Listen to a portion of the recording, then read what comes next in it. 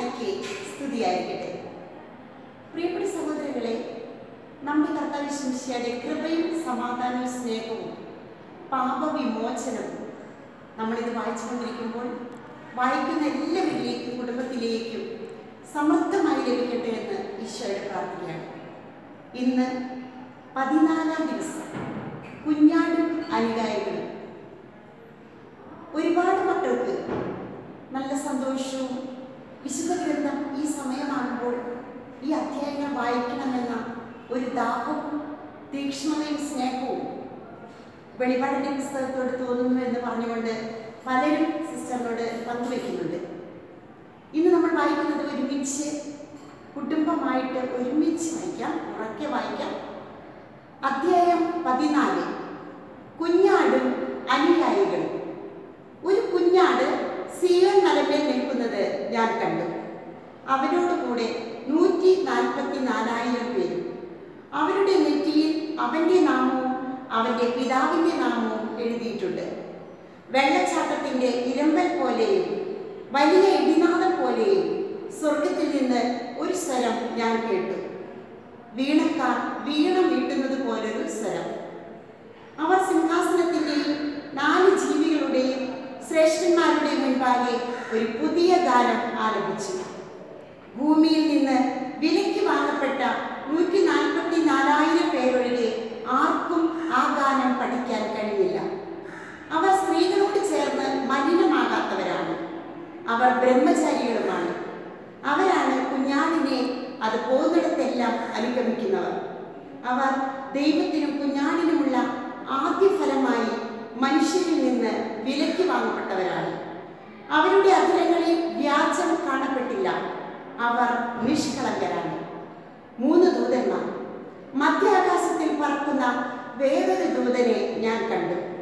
ഭൂമിയിലുള്ളവരോടും സകല ജനതകളോടും ഗോത്രങ്ങളോടും ഭാഷകളോടും രാജ്യങ്ങളോടും വിളംബരം ചെയ്യാനുള്ള ഒരു സനാതന സുവിശേഷം അവൻ്റെ പക്കലുണ്ട്. അവൻ ഉച്ചസ്വരത്തിൽ വിളിച്ചു പറഞ്ഞു, ദൈവത്തെ ഭയപ്പെടുകയും അവിടത്തേക്ക് മാത്രം മഹത്വം നൽകുകയും ചെയ്യുന്നു. എന്തെന്നാൽ അവിടുത്തെ വിധിയുടെ സമയം വന്നു കഴിഞ്ഞു. ആകാശത്തെയും ഭൂമിയെയും സമുദ്രത്തെയും നീരുറവകളെയും സൃഷ്ടിച്ചവരെ ആരാധിക്കുകയും. രണ്ടാമതൊരു ദൂതൻ വന്നു പറഞ്ഞു, ബാബിലോൺ വീണുപോയി. ഭോഗാസക്തിയുടെ വീഞ്ഞ് സകല ജനതകളെയും കുടിപ്പിച്ചിരുന്ന അവർ നിലം പതിച്ചു. മൂന്നാമതൊരു ദൂതൻ വന്ന് ഉച്ചസ്വരത്തിൽ വിളിച്ചു പറഞ്ഞു, ആരെങ്കിലും മൃഗത്തെയോ അതിൻ്റെ പ്രതിമയെയോ ആരാധിക്കുകയോ നെറ്റിയിലോ കയ്യിലോ മുദ്ര സ്വീകരിക്കുകയോ ചെയ്താൽ അവൻ ദൈവകോപത്തിൻ്റെ പാത്രത്തിൽ അവിടുത്തെ ക്രോധത്തിൻ്റെ വീഞ്ഞ് കലർപ്പില്ലാതെ പകർന്നു കുടിക്കും. വിശുദ്ധന്മാരുടെയും കുഞ്ഞാടിൻ്റെയും മുൻപാകെ അഗ്നിയാലും ഗന്ധകത്താലും അവൻ പീഡിപ്പിക്കുകയും ചെയ്യും. അവരുടെ പീഡനത്തിൻ്റെ പുക എന്നെന്നും ഉയർന്നുകൊണ്ടിരിക്കും. മൃഗത്തെയും അതിൻ്റെ പ്രതിമയെയും ആരാധിക്കുന്നവർക്കും അതിൻ്റെ നാമമുദ്ര സ്വീകരിക്കുന്നവർക്കും രാപ്പകൽ ഒരാശ്വാസവും ഉണ്ടായിരിക്കുകയില്ല. ഇവിടെയാണ് ദൈവത്തിൻ്റെ കൽപ്പനകൾ പാലിക്കുന്ന വിശുദ്ധരുടെ സകല ശക്തിയും യേശുവിനുള്ള വിശ്വാസവും വേണ്ടത്. അനന്തരം സ്വർഗത്തിൽ നിന്ന് പറയുന്ന ഒരു സ്വരം ഞാൻ കേട്ടു, എഴുതുക, ഇപ്പോൾ മുതൽ കർത്താവിൽ മൃതി അടയുന്നവർ അനുഗ്രഹീതരാണ്. അതെ, തീർച്ചയായും അവർ തങ്ങളുടെ അധരങ്ങളിൽ നിന്ന് വിരമിച്ച് സ്വസ്ഥരാകും. അധ്വാനങ്ങളിൽ നിന്ന് വിരമിച്ച് സ്വസ്ഥരാകും. അവരുടെ പ്രവർത്തികൾ അവരെ അനുഗമിക്കുന്നു എന്ന് ആത്മാവ് അരുൾ ചെയ്യുന്നു. വിളവെടുപ്പ്. പിന്നെ ഞാൻ കണ്ടു, ഇതാ ഒരു വെൺമേഘം, മേഘത്തിൻ്റെ മേൽ മനുഷ്യപുത്രനെ പോലെയുള്ള ഒരുവൻ. അവൻ്റെ ശിരസിൽ സ്വർണ്ണ കിരീടം, കയ്യിൽ മൂർച്ചയുള്ള അരിവാളുമുണ്ട്. ദേവാലയത്തിൽ നിന്ന് മറ്റൊരു ദൂതൻ പുറത്തു വന്നു. മേഘത്തിന്മേൽ ഇരിക്കുന്നവനോട് ഉച്ചസ്വരത്തിൽ വിളിച്ചു പറഞ്ഞു, അതിനാ അരിവാൾ എടുത്തു കൊയ്യുക. കൊയ്ത്തിന് കാലമായി, ഭൂമിയിലെ വിളവ് പാകമായി കഴിഞ്ഞു. അപ്പോൾ മേഘത്തിലിരിക്കുന്നവൻ തൻ്റെ അരിവാൾ ഭൂമിയിലേക്ക് എറിയുകയും ഭൂമി കൊയ്യപ്പെടുകയും ചെയ്തു. സ്വർഗത്തിലെ ദേവാലയത്തിൽ നിന്ന് മൂർച്ചയുള്ള ഒരു അരിവാളുമായി മറ്റൊരു ദൂതൻ ഇറങ്ങി വന്നു. വേറൊരു ദൂതൻ ബലിപീഠത്തിൽ നിന്ന് പുറത്തു വന്നു. അവൻ അഗ്നിയുടെ മേൽ അധികാരമുണ്ടായിരുന്നു. മൂർച്ചയുള്ള അരിവാണുള്ളവനോട് അവൻ ഉച്ചസ്വരത്തിൽ വിളിച്ചു പറഞ്ഞു, നിന്റെ അരിവാണിറക്കി ഭൂമിയിലെ മുന്തിരിക്കുലകൾ ശേഖരിക്കുക, മുന്തിരിപ്പഴം പാകമായിരിക്കുന്നു.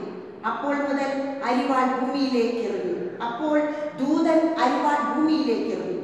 ഭൂമിയിലെ മുന്തിരിവിള ശേഖരിച്ച് ദൈവത്തിന്റെ ക്രോധമാകുന്ന വലിയ മുന്തിരിച്ചക്കിലിട്ട്, പട്ടണത്തിന് വെളിയിലുള്ള ചക്കിലിട്ട് മുന്തിരിപ്പഴം ആട്ടി ചക്കിൽ നിന്ന് കുതിരകളുടെ കടിഞ്ഞാൺ വരെ ഉയരത്തിൽ 1600 സ്ഥാദിയോളം നീളത്തിൽ രക്തപ്രവാഹമുണ്ടായി.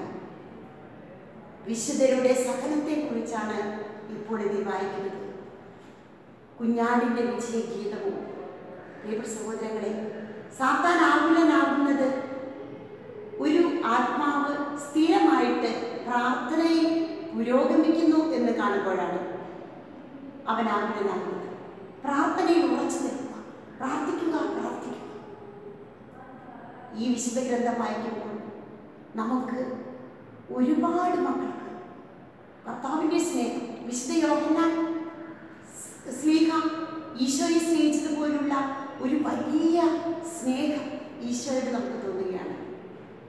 ഈ വിശുദ്ധ വെളിപാടിലൂടെ കടന്നു പോകുമ്പോൾ ഈ ദിവസങ്ങളിൽ കർത്താവ് നമ്മെ സമർത്ഥമായി അനുഗ്രഹിക്കുന്നു. സഹനത്തിന് ശക്തിയുണ്ട്, സഹനത്തിന് മഹത്വമുണ്ട്, സഹനത്തിന് പ്രതിഫലമുണ്ട്, സമ്മാനമുണ്ട്. പിതാവിൻ്റെയും പുത്രൻ്റെയും പരിശുദ്ധാത്മാവിൻ്റെയും നാമത്തിൽ ആമേൻ.